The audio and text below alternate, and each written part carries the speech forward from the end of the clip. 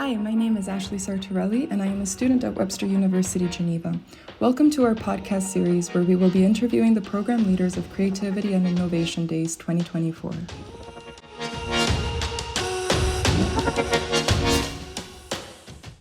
Today we are here with Juliana Sandholm-Bark. Hello, Juliana. Hi.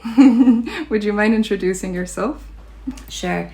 So I'm Juliana Sandholm-Bark. I oversee the Global Citizenship Program at Webster University, which houses different courses across many disciplines.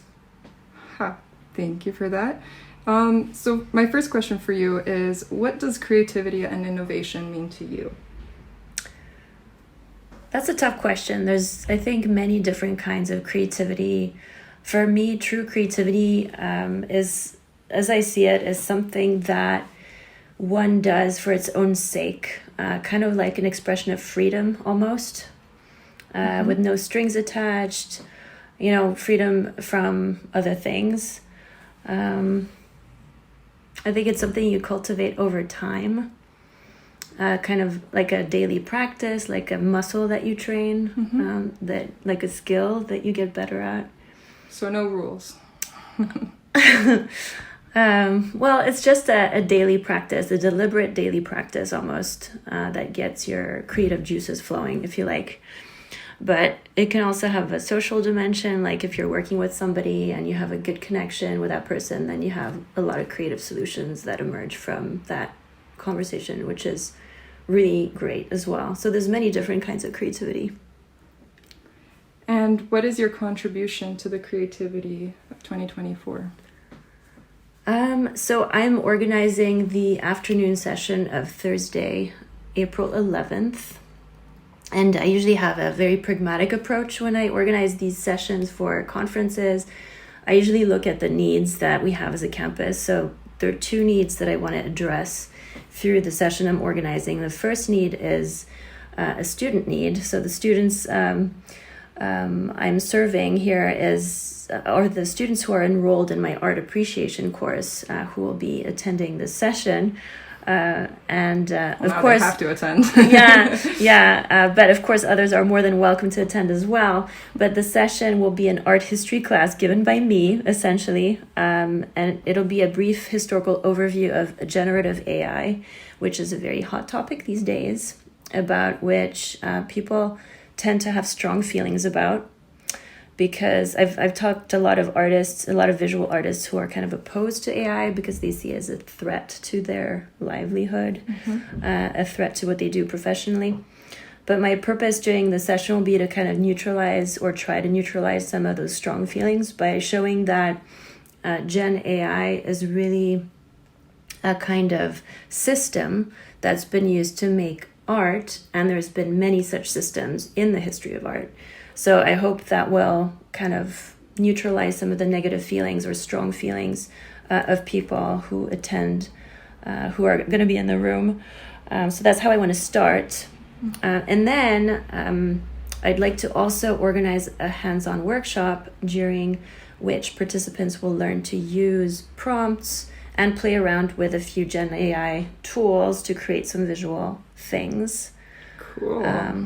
So it'll be fun. And I hope a lot of people come. And then we're going to have an exhibition of these AI-generated artworks. Let's just go, radical and call them artworks. We'll put them in the Gorlock Gallery, and then people can look at them. So that's for the first part of the session. Are you ready? Can I answer? Can I talk a little bit more about the second part? Absolutely, please. So on to the second part of the program. So looking at a different need this time, the needs of faculty, because the faculty need to be educated on AI, because I think pretty much students are using ChatGPT very liberally, and this makes faculty nervous. So I think there is a need for a conversation about AI and some of the good that can come out of using AI tools in the classroom as a resource for faculty as well. So I've invited two speakers to present. The first is Gaëtan Cantare, who teaches business ethics and leadership. He's got a great background in physics as well. He's very open to all sorts of topics and the GCP as well, which is why I asked him to present. And he's a professor here at Webster University. He is, yes, absolutely. He's at Webster University. And he's somebody who uses ChatGPT in the classroom. So I'd like to hear some of his experiences that he's had, and he speaks about it very optimistically. So we all want to hear what Gaëtan has to say about that. And the second speaker is Julie Smith, who will be zooming in from the United States. She's kind of a familiar name.